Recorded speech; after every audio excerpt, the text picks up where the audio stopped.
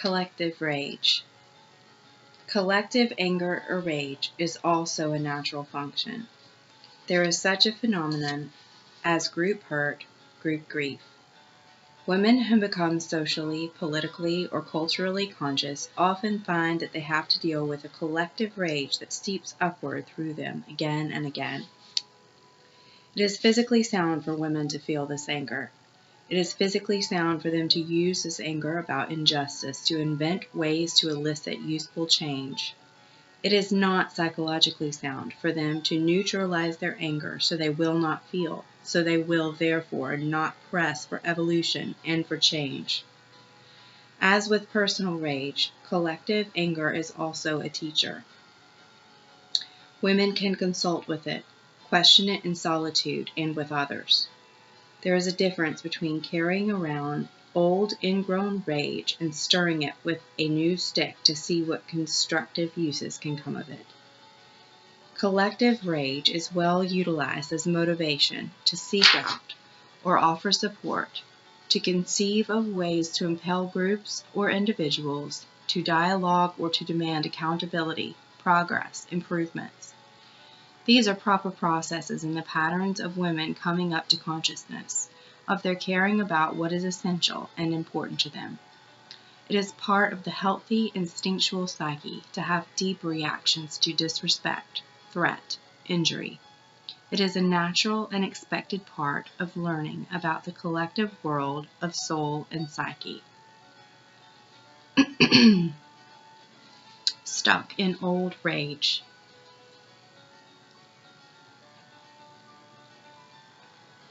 If and when rage again becomes a dam to creative thought and action, then it must be softened or changed.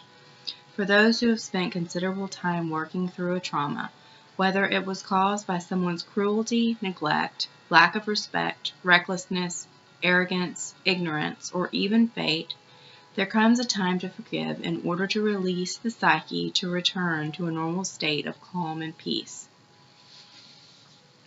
When a woman has trouble letting go of anger,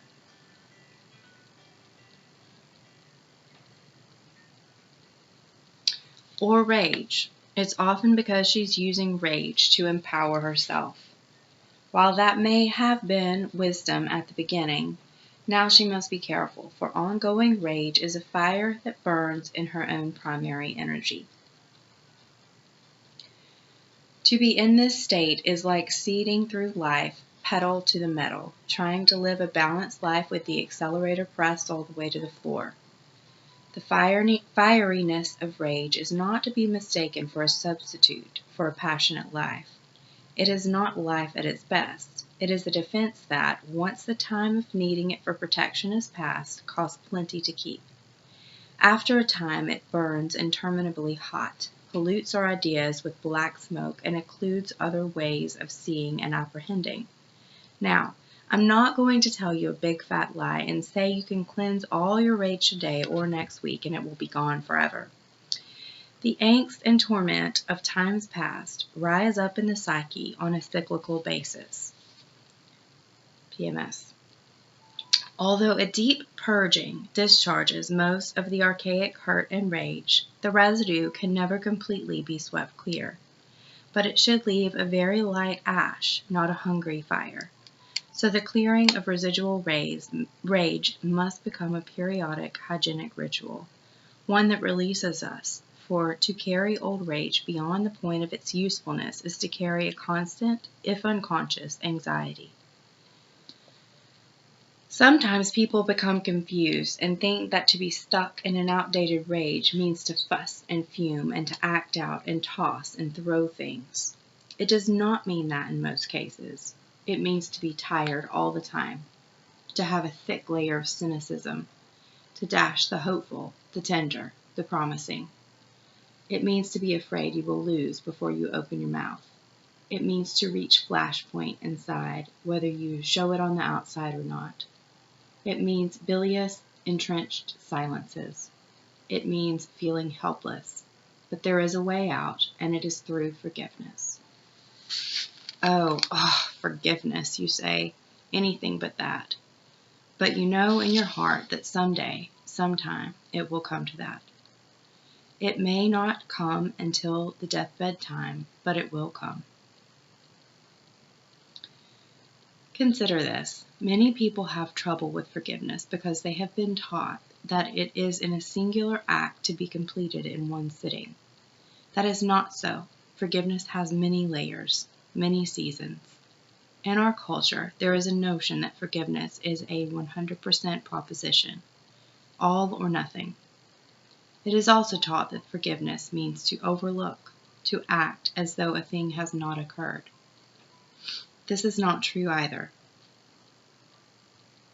A woman who can work up a good 95% forgiveness on someone or something tragic that damaging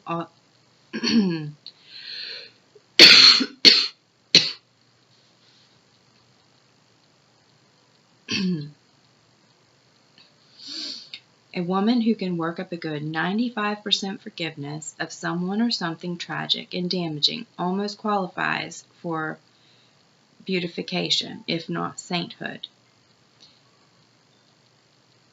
If she is 75% forgiving and 25%, I don't know if I can ever forgive fully, and I don't even know if I want to. That is more the norm. But 60% forgiveness accompanied by 40% I don't know and I'm not sure and I'm still working on it is definitely fine. A level of 50% or less forgiveness qualifies for work in progress status. Less than 10%, you've either just begun or you're not really trying yet. But in any case, once you've reached a bit more than halfway, the rest will come in time, usually in small increments. The important part of forgiveness is to begin and to continue. The finishing of it all is a life work. You have the rest of your life to work at the lesser percentage. Truly, if we could understand all could be forgiven. But for most people, it takes a long time and alchemical bath to come to this. It is all right. We have the healer, so we have the patience to see through it. Some people, by innate temperament, are more easily able to forgive than others. For some, it is a gift. For most, it has to be learned as a skill. Essential vitality and sensitivity seem to affect the ability to pass things off. High vitality and high sensitivity do not always allow wrongs to be passed off easily. You are not bad if you do not forgive easily. You are not a saint if you do. Each to her own, and all in due time. To truly heal, however, we must say our truth, and not only our regret and pain, but also what harm was caused, what anger, what disgust, and also what desire for self-punishment or vengeance has evoked in us. The old healer of the psyche understands human nature when all its foibles and gives pardon based on the telling of the naked truth.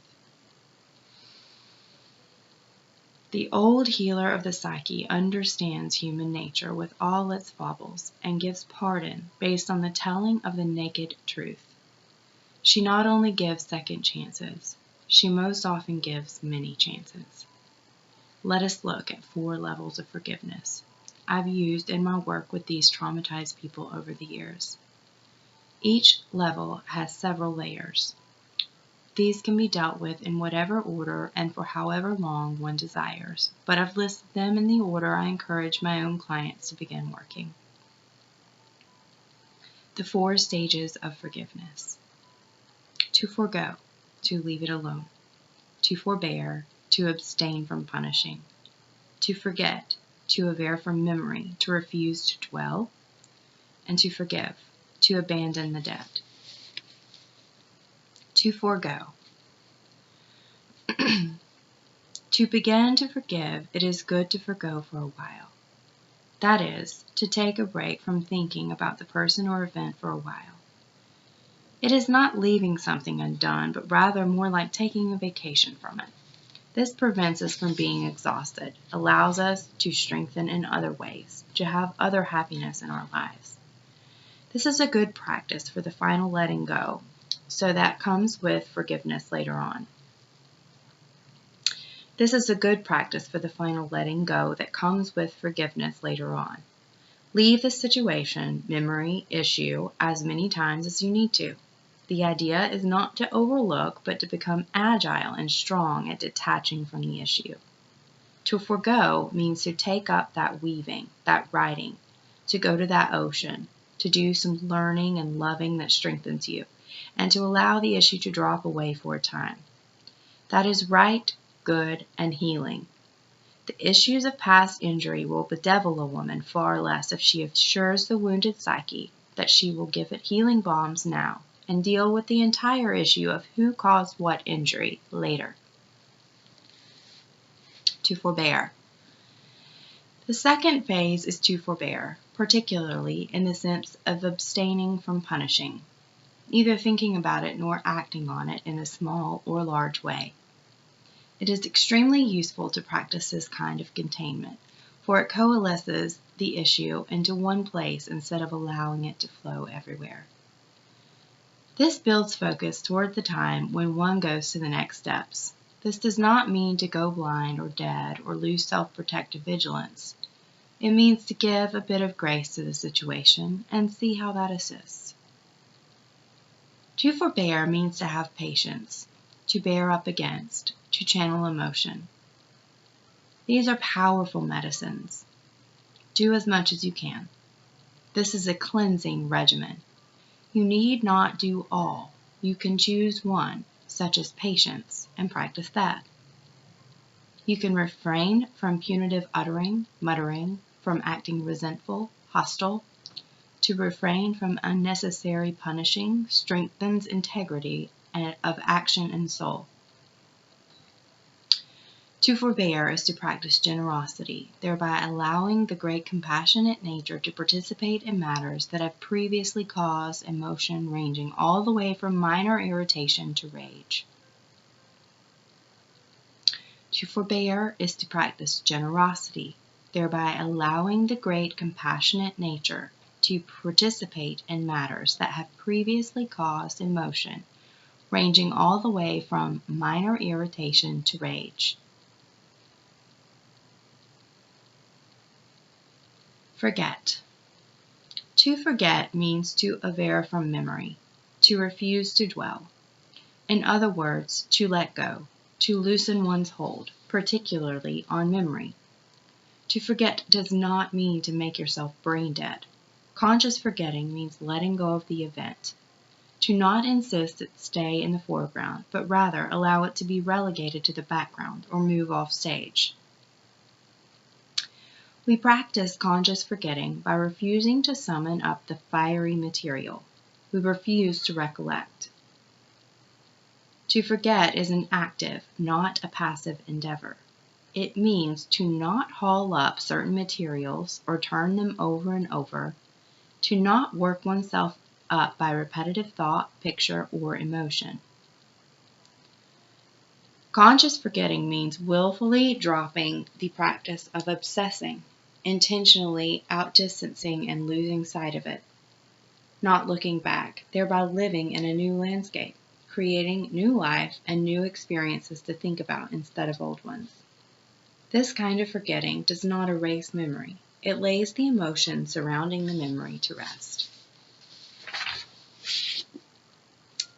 Forgive. There are many ways and portions of forgiving a person, a community, a nation for an offense. It is important to remember that a final forgiveness is not surrender. It is a conscious decision to cease to harbor resentment, which includes forgiving a debt and giving up one's resolve to retaliate. You are the one who decides when to forgive and what ritual to use to mark the event. You decide what debt you will now say needs to be paid no further. Some choose blanket pardon, releasing a person from any restitution now or ever. Others choose to call a halt to redress and process, abandoning the debt, saying whatever has been done is done, and the payback is now enough. Another kind of pardon is to release a person without his having made any emotional or other sort of restitution. To some, a finalizing of forgiveness means to regard the other indulgently, and this is easiest around relatively benign offenses. One of the most profound forms of forgiveness is to give compassionate aid to the offending person in one form or another. This does not mean you should stick your head into the snake's basket, but instead respond from a stance of mercy, security, and preparedness. Forgiveness is the culmination of all foregoing, forbearing, and forgetting. It does not mean giving up one's protection, but one's coldness. One deep form of forgiveness is to cease excluding the other, which includes ceasing to stiff-arm, ignore, act coldly toward, patronizing, and phony. It is better for the soul psyche to closely limit time with people who are difficult for you than to act like an unfeeling mannequin. Forgiveness is an act of creation. You can choose from many ways to do it. You can forgive now. Forgive till then. Forgive till the next time. Forgive, but give no more chances. It's a whole new game if there's another incident. You can give one more chance, give several more chances, give many chances, give chances only if. You can forgive part, all, or half of the offense. You can devise a blanket forgiveness. You decide. How does one know if she has forgiven? You tend to feel sorrow over the circumstances instead of rage. You tend to feel sorry for the person rather than angry with him. You tend to have nothing left to remember to say about it at all. You understand the suffering that drove the offense to begin with. You prefer to remain outside the milieu.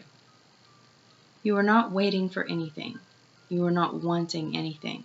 There is no lariat snare around your ankle stretching from way back there to here.